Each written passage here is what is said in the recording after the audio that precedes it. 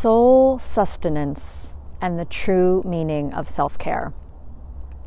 So all around us, self-care is marketed to us as mani-pedis and lavender bubble baths and lounging around on the couch on a Sunday afternoon. And I don't know about you, but I have tried out all of those ideas many times around, and okay, relaxing for a little bit, but it's just a surface scratching but hollow way of thinking that we can truly nourish ourselves. So what I have found is that true self-care is when we go into the root of ourselves in terms of soul's time. My name is Kendra Ward, and I am a writer, a traditional Chinese medicine practitioner, and a transformational mentor for women.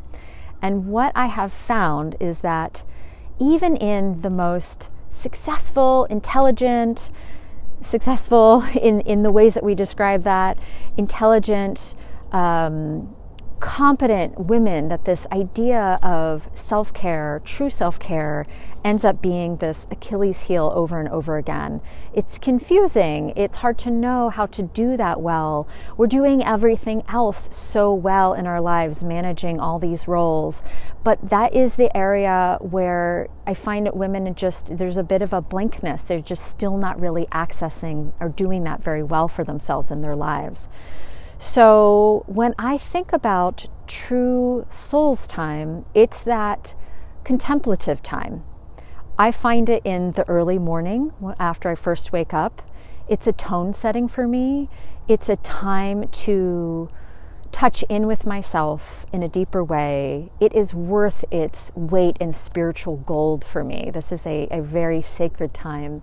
That time that could be based in ritual or writing, a practice of sorts, storytelling, having a sense of gratitude, reciprocity, and belonging. Belonging to yourself.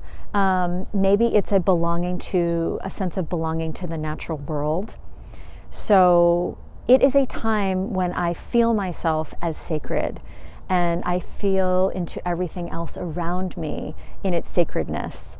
And I have this sense of this sacred continuance of all of it, how I am a part of all of that sacredness.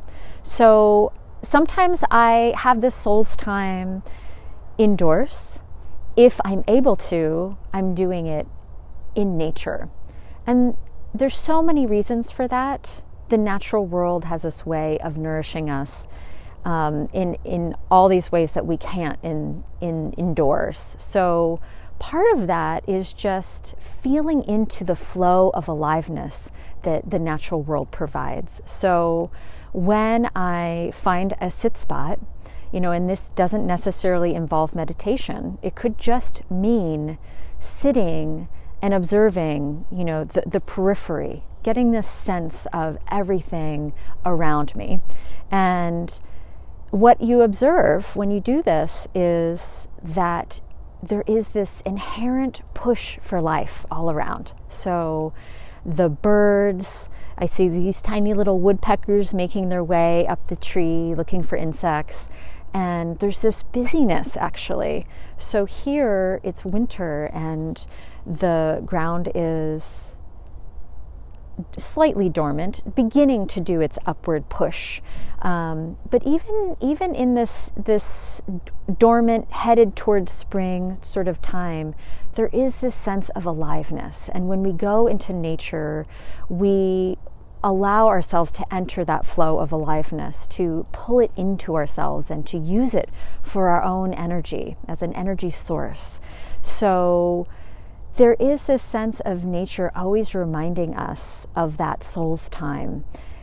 I encourage you to know a place like this in your life and to go there as often as you possibly can, to use it to fill you up with a true sense of soul sustenance, and to use it to shift your lens in terms of how you're thinking about nourishing yourself well. So plant this seed of curiosity in yourself. in this question of what is true self-care for me? What allows me to access that soul's time and use that time well for myself so that I can feel more present, more available in my everyday life?